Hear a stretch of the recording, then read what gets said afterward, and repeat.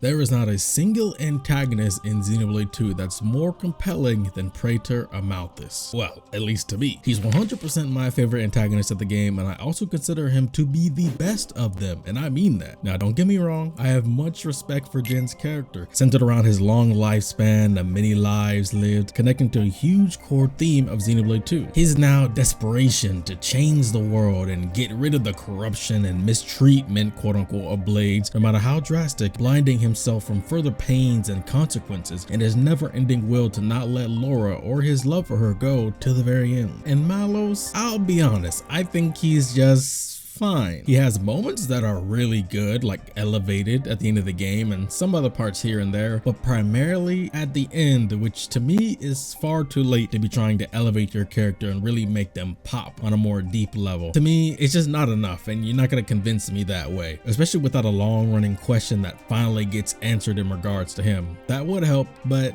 nah, it didn't happen that way. And Malos fanatics, relax. This is just my thoughts, and who knows, these other two may get their own videos one day, so subscribe if you'd be interested and want detailed reasonings. I'm talking both Jin and Malos having their own videos. But calibrate your enthusiasm, because I focus on the content of the game and its characters and their writing, not myriads of snowballing headcanons that are made up or taken from intentionally bad extrapolations. So yeah, take that how you will. You know who that's aimed at. From story purpose to influence, strong ties to other characters, namely Rex and Zeke, and even past ones like Ego too. So what really defines Amalthus as a character? What encompasses him so much that makes him so incredibly compelling? Honestly, it ties right into one of the biggest themes of Xenoblade 2, the journey of one's life in this ever-changing world. How one man's hope spread across centuries becomes tarnished. Was it fair? Was it inevitable? Can you expect someone to not crack over centuries of cruelty in the world, even if it's not all bad? When given up, how much harsher do you become? Do the ends all justify the means? At what length are the atrocities enjoyable to someone like this, or is that all just a disguise to hide the shame? What makes him so different from Jin and Malos? Or even, what makes him so similar to the likes of Rex and the Architect? How strong of a positive effect could he have had if he stuck to his original belief? And even though he didn't, what positive things did he still manage to do, given all of his skills across all fronts? The good, the bad, and the unfortunate. Or maybe things needed to be how they were for another hope to rise. And contained within all of this, the emotional heart wrench. Amalthus was a normal child at first, but then that tragic day that him and his mother were hunted down, where she gave her life to save him by hiding him out of their path, was the starting point. Unfortunately, she didn't make it, though Amalthus took the route, not admitting immediate due, especially kids. He avenged his mother by taking the lives of the raiders that very night. He did not let it go. And then, even more surprising, contrary to the typical, which usually would be this moment that changes them forever permanently in a negative light and sends them on a war path eternally. But since he technically completed the vengeance for his mother in this case, he actually changed for the better. However, to say it still didn't change him forever too, well,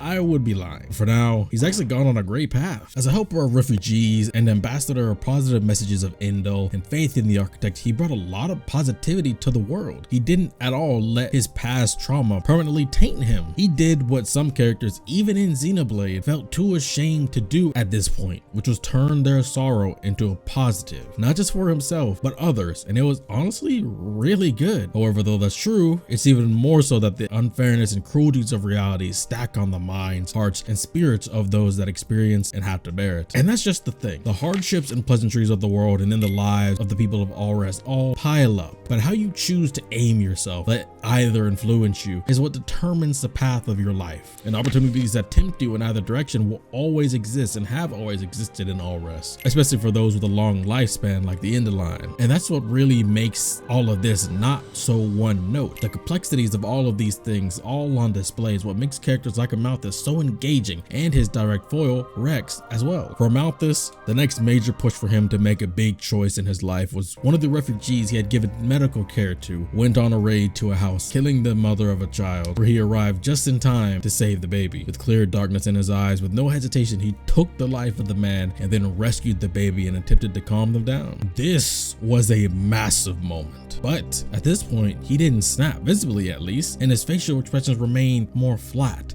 It's like he didn't have any more passion for hate and frustration in excess, but just disappointment and tiredness from the cruelty of the world, exacting vengeance on the perpetrator and then just moving on. Thinking in his head if this was the world the architect had intended, questioning the embodiment of his and many others' beliefs and the driving force of his excursions out into the world to help others at this age. Now we know he could no longer just be a spokesperson, and something had truly changed inside of him, because when he was found by his blade Minoth, he voiced to him about how in Indol they have many artistic depictions of hell or hell-like places, but he now believes that true hell is something more like all of this, he says as he still holds the child he has saved. It's like a wave wallowing in despair. If this was just a normal man that had done this, would he still feel this intensely about it? Or it's specifically the fact that it was a man that he had nurtured back to health, and that person in turn went and took the life of an innocent person, that made the difference. Even Minoth hardly had a word to say before Amalthus says he had wished that the architect would save them all, insinuating that now may not be the case. It's interesting because he has such intense feelings, thoughts, and emotions for someone who hardly shows any of it at all, at least externally. Like I said earlier, it's like he's just tired of all the anguish, and despite his overall desire and push to do good, once again when a major moment happens to him, he makes a drastic choice of it, for better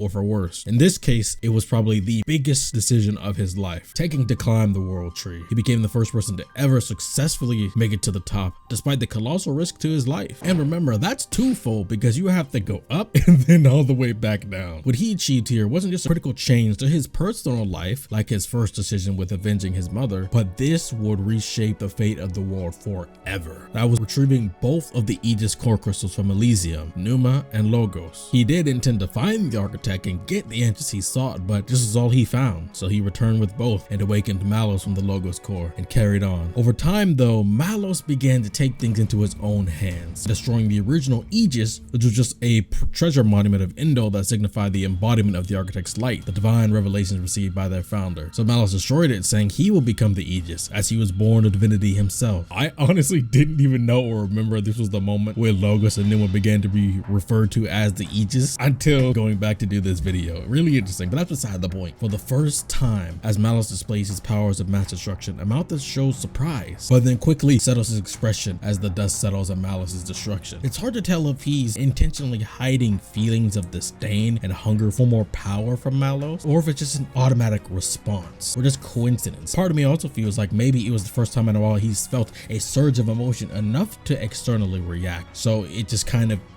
went away when Malos turned around. And this power is exactly what caused Amalthus to try to awaken Pneuma, only for Malos to stop him, letting him know that he now has full control over his power, so he doesn't need Amalthus anymore. Even if he were to die, he would still live on. This is the moment Malos made it clear that he wants to wipe out all the humans, as he's disgusted by them. Malos thinks this would please Amalthus, even though Amalthus expressed he never wanted that. To which Malos replied, asking isn't that why he climbed the world tree and sought the architect? To no response. Now moments like these is one thing I like to really pay attention to, because there's a big difference between naturally weave into the narrative the truth of a person's inner feeling that the writing of the game wants you to know, or the fact that it's still just a conversation between two people in the world surmising their own thoughts and their own opinions. So ask yourself the question, at this point, does Amalthus really desire to wipe out all humans? To me, I don't think so. I don't think by this point he's sought the destruction of all people in the world. It feels like an extreme extrapolation from Malos himself, as he's just hell-bent on raising Alrest. For sure, Amalthus feels a sort of disdain and hatred, but not to that severity yet. And as we know down the line, he admits that it isn't people and humans that he hates. We'll get back to that. So right now, what of his convictions is pushing more?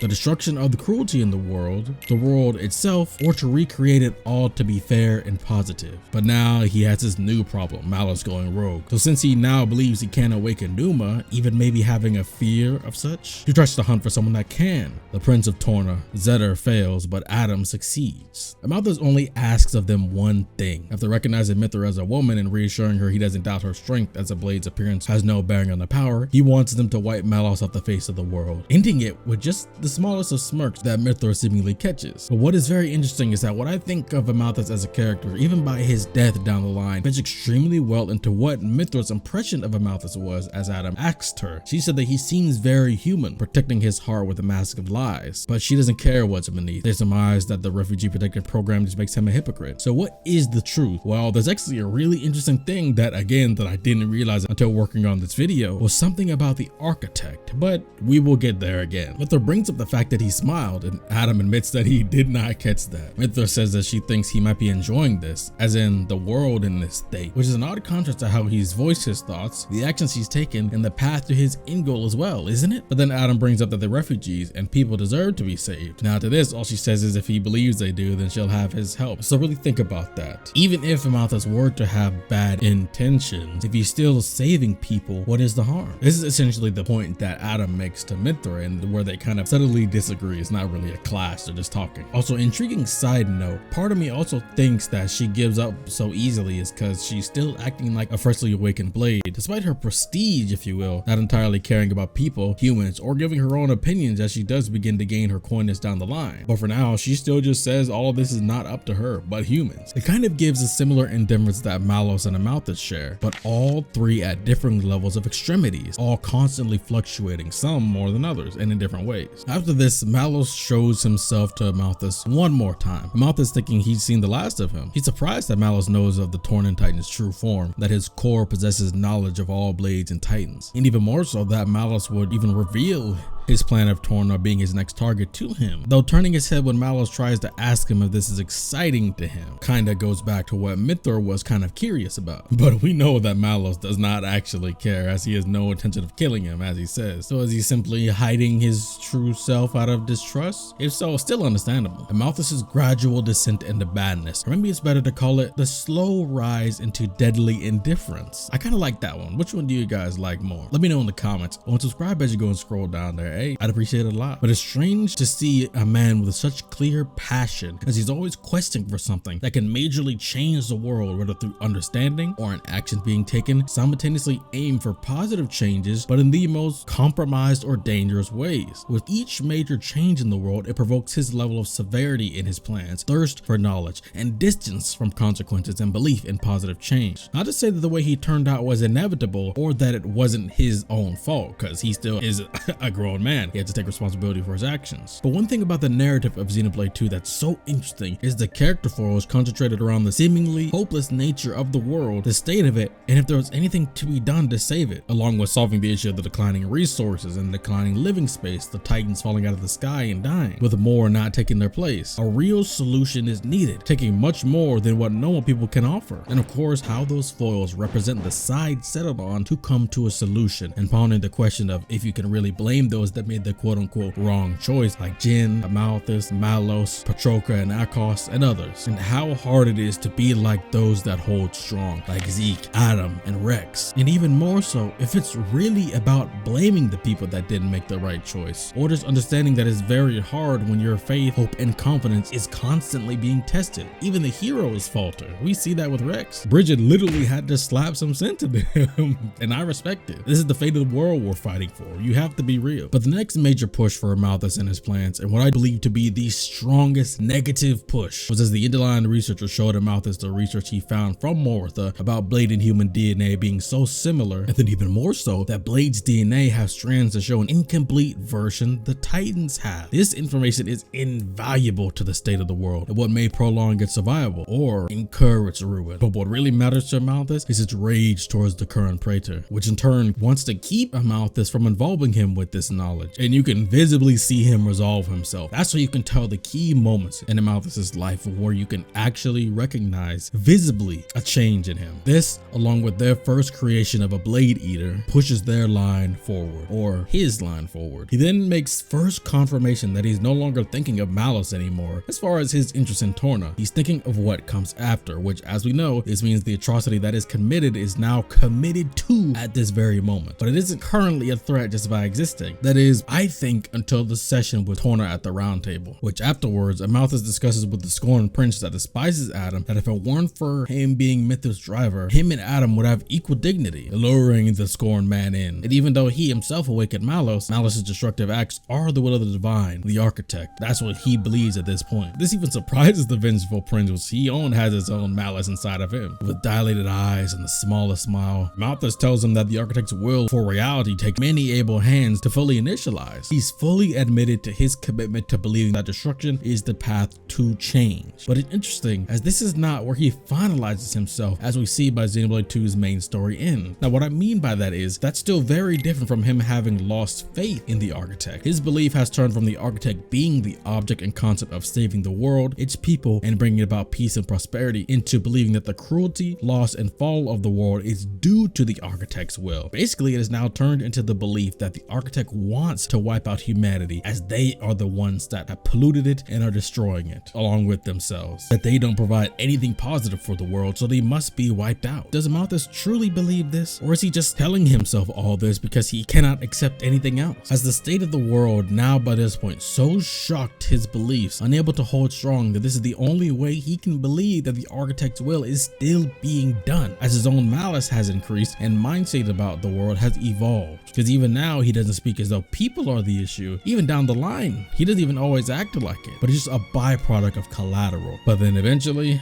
stopping Malice's attacks lead to the fated Aegis War, Numa versus Logos, Mithra versus Malos, but not due to them doing it for Amalthus, but simply because Malice needs to be stopped. And although we get no moment to let us know, based on what Amalthus grew to believe as Malice lost the war, this had to have been the last straw. Remember, he truly believed that Malice's warpath was the will of the divine architect, as we just talked about. So with him seemingly dead, what now? What does he believe? And what solution is there to the world if the path of the righteous and peaceful solutions are not any longer in his beliefs, and the path of destruction has failed? Not just was this the end of his time as a quaestor and the Torn of the Golden Country arc of his life, but it was time for the next phase for him and the world, doing things that he never had done before. He poisoned the current Praetor, Redalis. He got a flesh eater to kill the only major other candidate to be the next Praetor, besides him at least, took the role upon himself and enacted his resolve outside of planning for the very first time. It wasn't just physical attacks either. Since he had this religious status, it wasn't just that, but it was also the political power of Endo and having much influence over the world of Alrest's politics and impressions given its status. Therefore, he gathered as many core crystals as he could and made it illegal for drivers to be unregistered under the Praetorium, creating his own, I don't want to say monopoly. Anybody can have a core crystal, but everybody has to go through him. They've already proved that making flesh eaters and blade eaters are possible, so Amalthus went ahead and created a plethora of blade eaters from the refugees of Torna, primarily the children, by fusing them with the core crystals, while the remaining ones that were unfit were slaughtered to keep the secret, Mikhail being one of the only survivors. So Amalthus makes himself Hayes' new driver after finding her core, as we know, Laura being dead, Jin missing, renamed her fan Lenorn, making her the goddess of the Praetorium. Then the next biggest step, absorbing half of her core crystal, making himself into a blade eater. This was due to just how powerful Hayes' blade ability and power was, as we all know, but also his own resonating with it very well. The act of murders, the political moves, all hiding the dark sides of his actions and only showing the proper, helpful, and good aspects of his behavior. He was a master manipulator. I mean, he had everything he needed. That's also primarily because there were just genuinely good things he did for people, and not good things he did as a stepping stone for bad, but just no strings attached, like objectively helpful and heroic things with his skills and position, not just on hands, but also being a icon of faith for the people in this world. Because remember, he lived so long, people's entire lives could hold this faith they had in the Enderline, the Praetorium, and Amalthus himself, and have peace. If you ask me, the point of that and what I've talked about concerning Amalthus's walk of life so far, his psyche, reactions to positive and negative things toward him in the world he lives in, and more are what makes the most interesting antagonists, the ones that are layered, compelled to do their chosen acts, mull over the good and evil feelings and sides before and after actions, and most of all, make a lot of good and bad true points about things in the narrative's world that in cases could even relate to ours, but they themselves go too far in a bad direction while wanting betterment, whether it be from a poisoned mental state or just not being able to see their wrongful acts as bad at all, leaving them to be a foil for somebody that understands all of that, but still chooses to do the right thing, even if it's hard. So Amalthus remained, continuing his plans for another 500 years before his next big defining moment, and this one, a beautiful and critically positive one that leads into one of the most interesting and engaging character dynamics and scene in this game, including my favorites. It's when Amalthus, just in the nick of time, saves the life of both Zeke and Pandora when Zeke was on death's door. By making Zeke a blade eater from putting part of Pandy's core into him, Zeke's life was saved, and by association, Pandy's, as she would have been returned to her core, all memories wiped away, which from the emotional scene wasn't at all what she wanted. Oh, that was such a precious scene. But that's not the one I'm talking about. It's one of my favorites. Well, that one is one of my favorites, but not the one I was talking about. Why did he do this? If anything, this goes against what he has at all resolved himself to do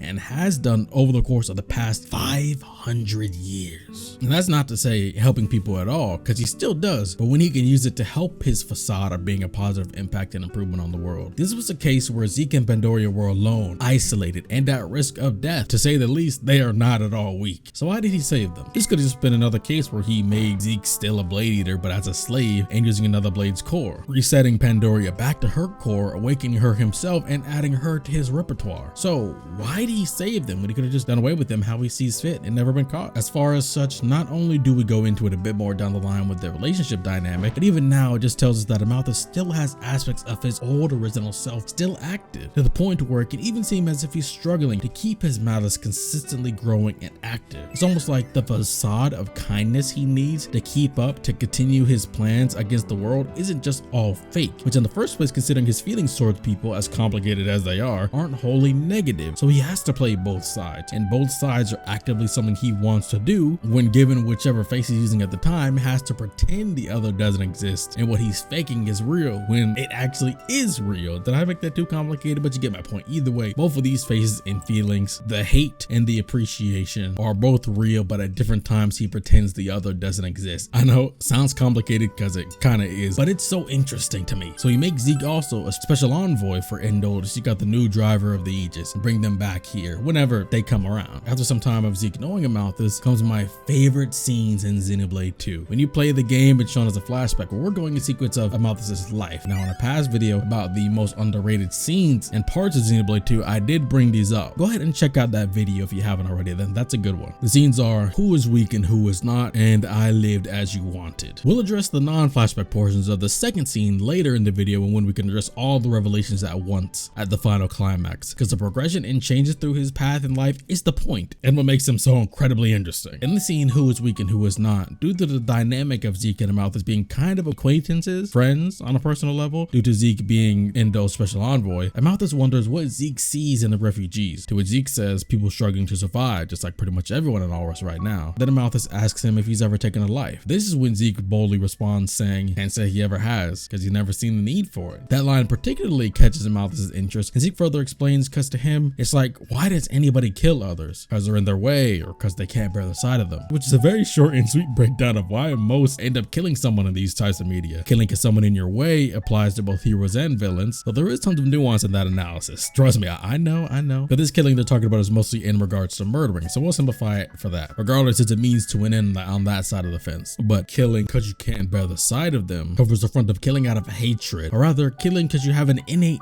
disdain, whether it be by nature or nurture, and it's purely done just because you want to do it. Zeke surmises people kill because they're weak, and he's not weak, so he doesn't do it. That's my boy. And by weak, he doesn't mean physically, but in the heart. Amalthus just takes what Zeke says to heart. He really just agrees with Zeke. He says he supposes that makes him weak then, but that weakness is why he's here today. Zeke surmises that he hates humans, to which Amalthus actually retorts, no, he hates this world. And Zeke has no response to this. The biggest reason why I love this scene, what makes it so interesting, is because this is the first time since the discussion with Cole, aka Minoth, that he authentically opens up to anybody about his feelings. And that was over half a millennium of time to be open with somebody. And I'm not just talking about open with an ally like the researcher that was just for goals. I mean for his personal sense of self. He doesn't even try to justify his killing or thoughts about taking the lives of others to Zeke. He just accepts it and is like, yeah, I guess I'm weak. As we know, he doesn't fall into the latter category that Zeke's analysis spoke of. He's the former, the type that kills because they're in his way. And that is in part in line with what Amalthus says about him not hating people or humans, but this world. The only personal negative feelings he has is towards towards the architect and the world, as he has given up on trying to understand what the architect has meant for Alrest's fate, and also not trying to figure out or convince himself it's something or the other. He's just sullen, emotionally drained of it all, and just wants the world to be gone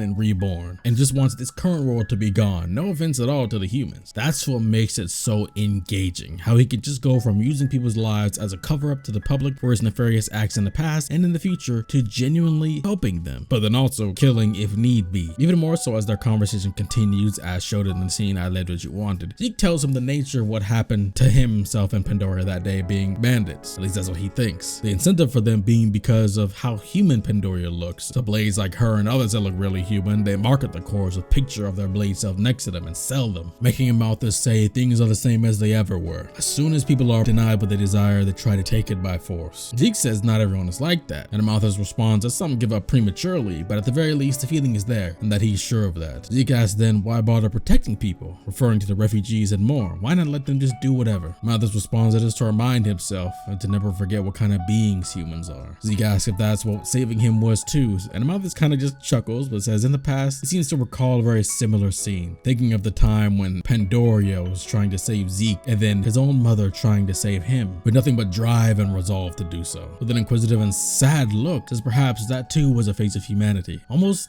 disappointed. Not disappointed as in disliking seeing humans in a positive light, but disappointed that he feels so compelled to treat humans in a negative manner as a means to an end due to faith having dropped in the architect, or at least being so convinced that he knows what the architect's will is. Because before, he believed he did know what the architect's will was, but now he just acts like he does, when in reality he doesn't. He just has to go for it, not knowing the fate of the world or if anybody but him has what it takes to quote unquote save it or change it. Disappointed that the reality of Alrest is that it's the world itself that's the core of his hatred, and he's in too deep. Or is he? But this all leads to Amalthus finally meeting the once again driver of the Aegis Pneuma, except in this case it's Rex, as he sends his blade Fëanor, the goddess of the Praetorium, to escort him there. Formalities out of the way and establishing the reuniting of Rex's Aegis to Amalthus as well, Rex tells him of his journey to the World Tree to reach Elysium. Amalthus tells him of the tale of how he once thought as Rex, so he climbed the World Tree, but he didn't find Elysium or the architect, just the Aegis cores.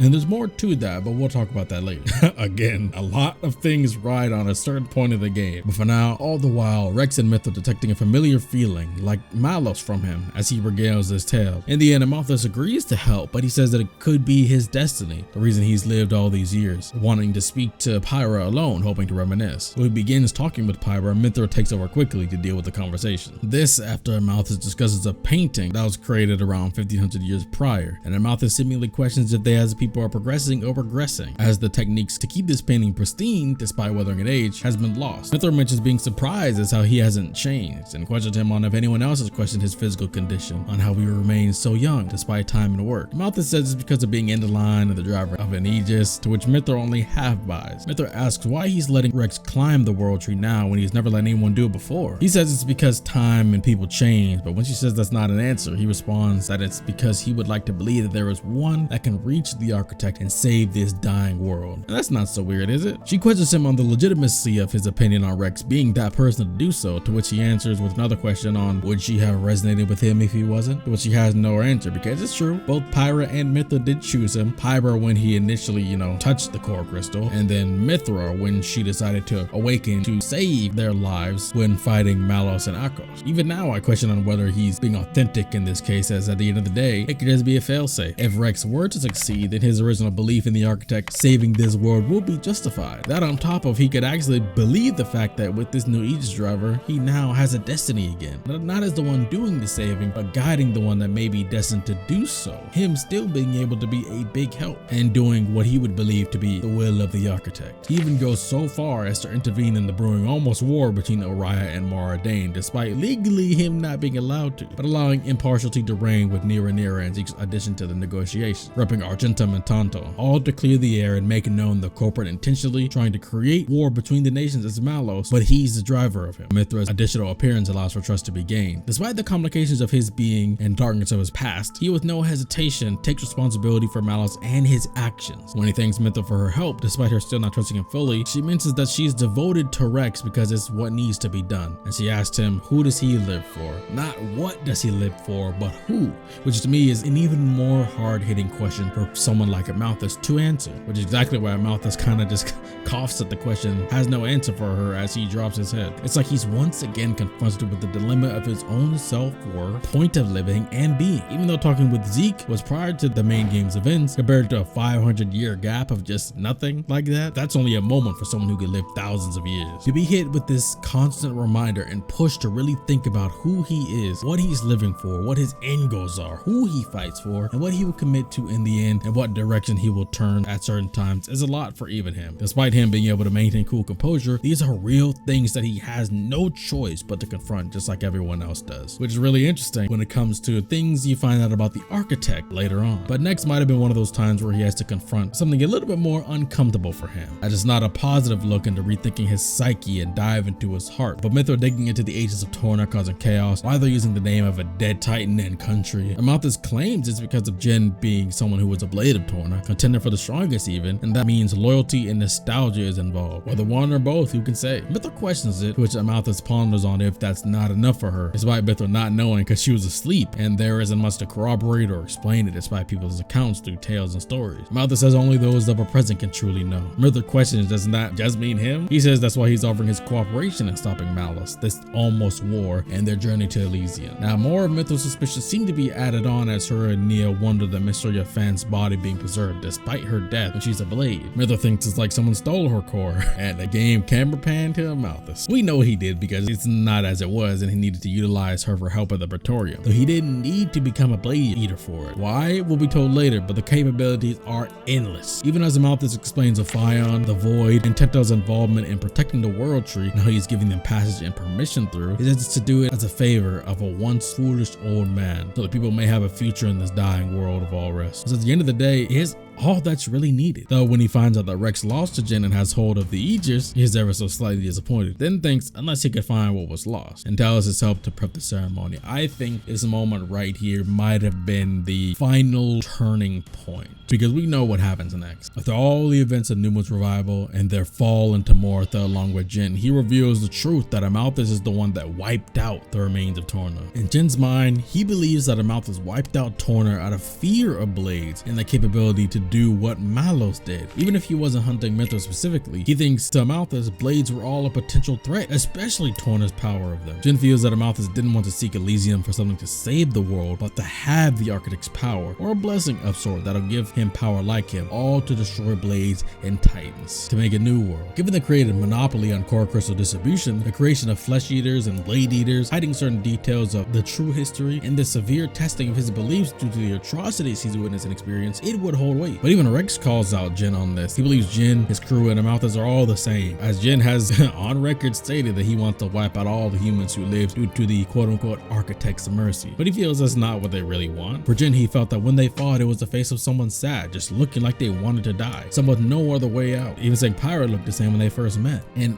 all three of them, Amalthus, Pyra, and Jin, all share something similar. Well, many things similar, but what I think might be the biggest is such a long lifespan. But also, each of them has had their own trials and tribulations, guilt, atrocities committed, despair, rage, and even more so, aimless confusion. But they all angled themselves in different directions, shaping themselves to who they are now. Now, Amalthus isn't just a foil to Rex, but he bears strong similarity to Zeke, to Mithra, Jin, Pyra, Malos, and more. And I love the fact that this doesn't just apply to Amalthus, but many prominent characters in Xenoblade 2, that it creates a web of nuance and connection within the ticking time bomb of Alrest's world, with a countdown that adds pressure on each and every individual deciding whether they bend or break. Many, though, having extreme hardships, adapt and keep their positive beliefs and become heroes, leaders, guides, and even inspirations. Many do bend, but not always towards heroism, but towards chaos, destruction, evil. And that's a version of bending and not snapping, because in a way, for people like that, it's about desiring to do so. And you could consider it breaking if they initially weren't like that, but it just depends on the character. And some that are like that, or just snap in general, feel like they have no choice but to turn bad. And from Xenoblade 3 is one that I'd say snapped. Same with Metalface from Xenoblade 1. And then others also that under normal circumstances wouldn't be agents of evil, but felt so strongly at a loss that they course changed toward villainy. I'd say Amalthus, Jin, Egil, and Shania, to name a few, were those just like that. Rex even discusses his deeper thoughts on Amalthus Amalthus later on when they're climbing the world tree that his plan of destroying all blades would also mean the eradication of future titans, and he must know that titans come from blades, so it wouldn't just be destroying blades but humans too. That his hatred isn't all for people on a personal level, but he hates himself as well because of this world, and he hates that too. So where else to turn but to destroy it? Even relating back to how talking to him felt like talking to Malos, and how their interests technically aligned to some capacity, but not all. And despite all of this, Amalthus steels himself in not only intercepting Torna's ascent of the world tree, but revealing and using his power of Hades' core, him as a blade eater, to suppress all of their powers. It's so strong because he also contains his primal power on his own, even able to impact Malus' power, which does impress Malus, of course, saying Amalthus never disappoints. But of course, it doesn't fully affect him as well as flesh eaters. Amalthus claims himself as the master driver of the master blade, power to command all blades and even titans, though never being able to fully command, like I said, flesh eaters, blade eaters, Aegises, but all because now he feels the need to do Rex's job for him. It makes you think, if Rex just succeeded and never lost to Jin at that time, would he ever have moved on the last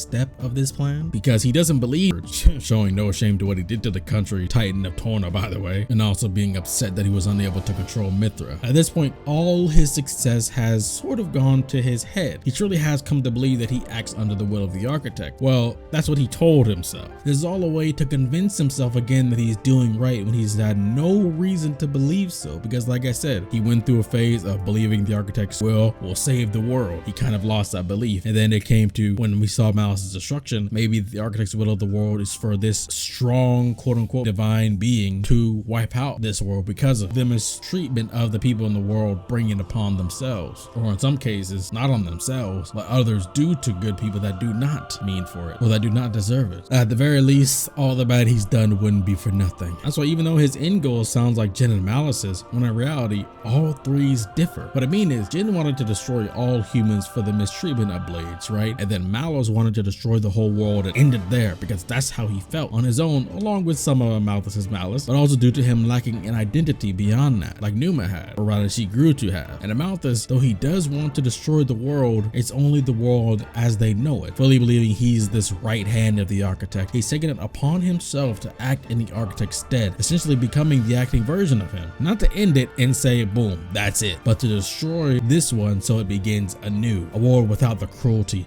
sadness, struggle, and dark contaminant on people's heart that this one has. That's why throughout this whole climax, he's constantly remembering what happened with his mother, his parting with Malos, his journey up to the world tree, those that made him truly contemplate his identity and more. Maybe that's what else Malos got from Amalthus. I've never thought about that before. Though Amalthus was acting as if he had a fixed sense of self, he was just doing the best he can do with the power that he had, not for himself or all people or this world, but what he felt was needed to create the ideal world. Malos did technically have a sense of self, but nothing truly beyond destruction. And again, I don't blame this all on Amalthus, as I don't consider that to be the point of what the game was saying either, technically. So let's break that down. Look at all the connections between blades and drivers, especially Rex and Numa. The game constantly proposes, well, if this is supposed to be true, then why this? And in this case, for example, if Malos truly was malicious all because of Amalthus, then why aren't Rex and Mithra always in line like that or on the same page? Or why are they able to hide major things from one another in their hearts? There's so much more to it than just passing it off as, well, Amalthus is just that evil. That to me is an extreme disservice, not just to Amalthus's character, the game's consistent themes, but also, dare I say it, Malus's characterization as well. Even as Amalthus intercepts Rex's group and Jin as they ascend the world tree, he still grandstands about being an agent of the architect, carrying on his will. As if the architect really did bring blades into the world, then it's for his sake, to utilize them and their unparalleled data to bring forth something greater. This is something you could tell was what he wanted all of this time, not just to go full scorched earth and let that be it. He even proposed the question to them of how it's different from Numa using her power to clear a path for the world with her ideals, wiping away those that get in their way, you know? But of course, this is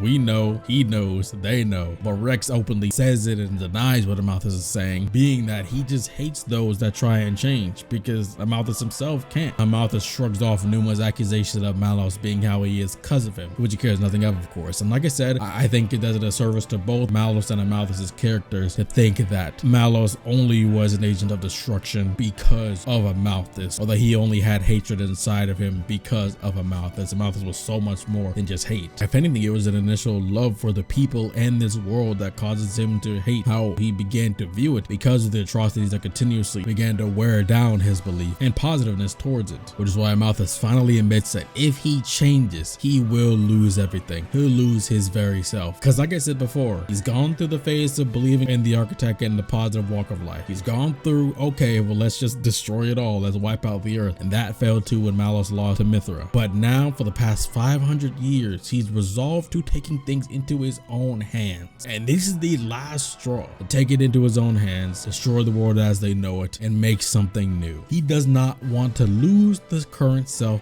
that he has created, because really, he doesn't have one that he can truly be confident in. It's such a huge theme in Xenoblade for certain villains that in pursuit of good, failed to stay the course and turn bad, but continue to double down, not just to keep themselves from losing more than they've already lost, but to prove to themselves that who they have chosen to be is the right answer, because they couldn't handle all they've done. Portraying their past selves was actually wrong. As Amalthus continues to justify this line of thinking, Zeke walks up, proclaiming with disappointment that Amalthus is weak, the weakest of them all. This does also go back to what I've addressed in the character dive I did of Mobius in, so go check out that video. If that was a really good analysis video, I had a lot of fun with that. But what I mentioned in there was no amount of how hard it is to remain on the right path justifies you turning evil and committing atrocities. Staying on the path of good, especially in worlds like these, trust me, I know it's not easy in the slightest, but that's why it takes strength. That's a huge message of, again, one of my more recent Xenoblade videos called The Extraordinary Meaning of the Hero in Xenoblade Chronicles. That was a banger one. Go ahead and check that out. But regardless, that's why those that defer from the path of good really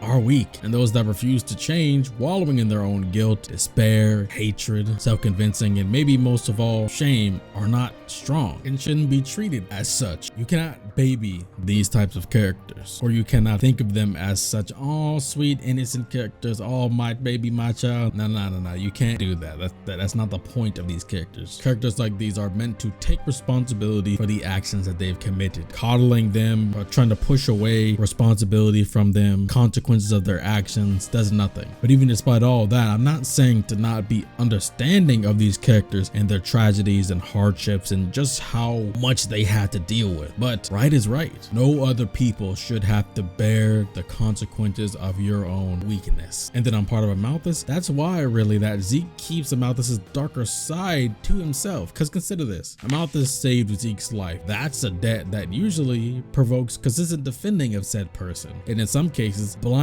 of the one that was saved from darker aspects of that savior. Zeke truly did believe that deep down Amalthus was a man desiring for the world to be good like any other person, but the corruption in the world muddied his ideals, as well as he himself chose to turn away from a righteous path. He spoke nothing of Amalthus's darkness because no matter what, he would do what he needed to regardless of his personal association with Amalthus. And that's perfectly okay because it's not needed to be said. He's not hiding it, but it's just nobody else's business, and it doesn't at all change anything. But when Zeke's proclamation about Amalthus being the weakest of them all gets shrugged off by him, of course, he has no trouble taking the lives and cores of Patroka and Akos, and then combating the entire party, including Jin, all by himself, which I gotta tell you, is impressive, even being a master driver. Zeke's still not backing down from telling Amalthus that the reason they paired with Blades isn't because it's about picking sides in some war or a means to an end, but they have real bonds. And then even in defeat, Amalthus keeps saying that no matter what, he must meet the architect, which is something someone that is fully confident that they're acting as the right hand of the architect with no doubts would say. He still wants to see for himself the architect and find out everything that he wants to, attempting to fuse the world tree for one last offensive, defending his hoarding of the cores and the words of the architect. Amalthus still doesn't back down from the fight, forcing Jin to sacrifice himself on one last massive attack to take out Amalthus. It's Jin's realization of his duty to allow Numa and Rex to carry on and do their best to create a stable and profound future for Blades and all people, allowing them to continue to pass down the goodwill and leave it up to the future. Giving up his vengeance versus the destiny Amalthus has placed upon himself, attempting to convince his own heart that he is of the architect's will. And then in part of Amalthus's dying words, he admits to the fact that he feels like he should have been the architect's chosen one, that he lived as he wanted him to, always, when he, and we know it's just part of the facade he puts up, it's that he cannot, even as he is dying, get rid of this self that he has created for his own heart's sake. Deep down, he knows that what he was truly doing wouldn't be widely accepted or even the right thing. That's why he's hid it from the world for over half a century. His entire being being refused to face the world without the Architect's guidance. That's exactly what made him undeserving. That's exactly the strength he had lacked that prevented him from being able to awaken Numa. Honestly, if there's any being that is the absolute hardest worker, it's Amalthus. But in many of the wrong ways is what he chose, and that was his downfall. He helped refugees, gave them support and place to live as well as food and water, but it was all a means to an end. But he still did help them, you know? Even when it came to saving Zeke and Pandoria, he did truly feel a level of compassion for them, brought on by the sadness he felt remembering him and his mother being in a similar situation as them. But when it came to him and his mother, nobody came to help them, so he decided to do it for someone else. Despite wanting to keep it hidden behind the mask of reminding himself of the cruelty of humanity, knowing that there's another deeper, positive side of humanity, but it still makes him sad because they, including him, suffer seemingly endlessly in this world. But yet, the Architect still doesn't answer his call even at his death. He is stopped right at the very end, having no choice but to now give up on his life. At the very end, seeing his mother descend and comfort him as he dies, saying how much he has missed her, because after all, that was where it all started. He never once forgot it. Even before he began this offensive against Torna, against the main party's group, against the Titans, he was actively remembering. Even as Zeke stood watching him die, he had no choice but to remember Amalthus' tale of why he saved him, wondering why in this moment that he looked sad. And wasn't that compassion that he saw Amalthus feel him too? But it's far too late. But imagine the good Amalthus could have done if he was fully accepting of their circumstances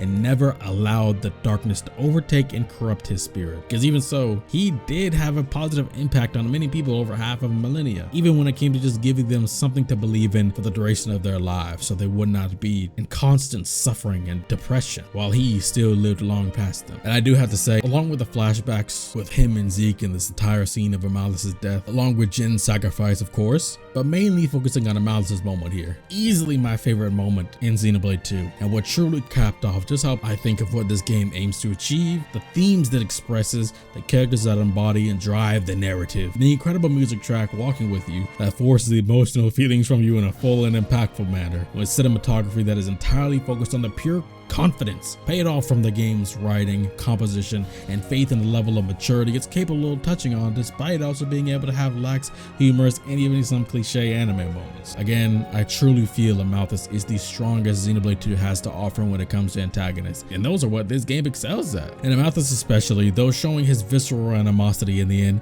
I'm glad the game didn't try and forego all that it had built up in the base game and reinforced with the elements given in Torna for Amalthus' characterization. I'm glad the game didn't just try and go, hey, yeah, he was disguising the whole time, he's not a good guy, he's all a bad guy. But continuously throughout this whole climax allowed his character to continue to deepen, allow you to empathize with his suffering while still condemning the actions she chose to perform in the end, and allowing even the very cast, close or not, to recognize that Amalthus isn't just some all evil, even if being responsible for his decisions clearly suffered much and is one of many at the hands of this world's various capability to push you to the edge. Though he failing to realize, as Rex says, the world is filled with many amazing things, even with hardships, and life is all about taking the good with the bad. Though it may seem oversimplifying, it really isn't. It's simple, but doesn't mean it's easy. Even Rex, as the direct foil to Amalthus, has many moments where he either takes too long to go about taking a certain action or doubting his variability and duty altogether, despite all the good support he does have around him. Even the Architect, when discussing about the phantoms and aberrations they saw on the way up, their darkest fears, scenarios of their allies turning on them, their loved ones hating them, shaming them, as well as their own selves being weak, unaccepted, and more, the Architect himself brings Amalthus' name to the discussion, saying Amalthus too felt such things, as when a person loses something, they cannot help but seek a reason why, within themselves or in others, that they seek a concrete answer to the question of who they really are deep inside. Such a very lonely existence, but perhaps that's what it is to be human. All this data passed through me and I knew. And remember what Amalthus said to Zeke about how when people are denied something they desire, they try to take it by force. Though not everyone takes things to the same level, the feeling is there. It really actually does reflect what the Architect feels about humans in the world too, but not to the same level of severity. The Architect over time at least saw the true picture. It's just solely about the drive to take what they desire by force. It's the journey to seek why they have to experience such loss and finding within themselves what it truly means to be alive. What really gives them happiness and peace, who and what they live for, and how all those things manifest. Some may say that it was destined to be Rex to save this world from the beginning. Some may say that Amalthus could have been the one to succeed for the world's sake. I mean, hey, either way, the architect can see everything that goes on in Alrest at all times. He even said that the similarity between the people of Alrest and the people before are not so different, that it was fate that Alrest could be saved in the end. Again, like I said, not even that it would or had to be Rex, because it is destiny for the chaos and ruin he made when he was Klaus to be fixed. As long as the tools were amongst the world and the people, and people were as they were, it would be bound to occur. He just fully believed that it would be done by someone, as eventually surmised by Jin, the architect, Rex and his crew, and even Amalthus, that humanity's capacity for resolve and drive to succeed can change this very world, regardless of if that drive is aimed in a good or bad way. So in a way, Amalthus really did understand the architect. He did, but he went too far. He didn't realize that day when he climbed the world tree and obtained Numa and Logos, that was all he needed from the architect to save this entire world. But even then, that makes him even more like the architect than he thought, because as he explained, him and Amalthus both pushed themselves over the edge when seeking the answer to the question of who they really are, which is exactly why he did nothing to stop Amalthus, as he had lost faith in humanity and figured if things would go wrong here, it was part of his own punishment. And in a way, somebody remaking this world, he would have no stake in what happens either, as part of his own penance. In the end,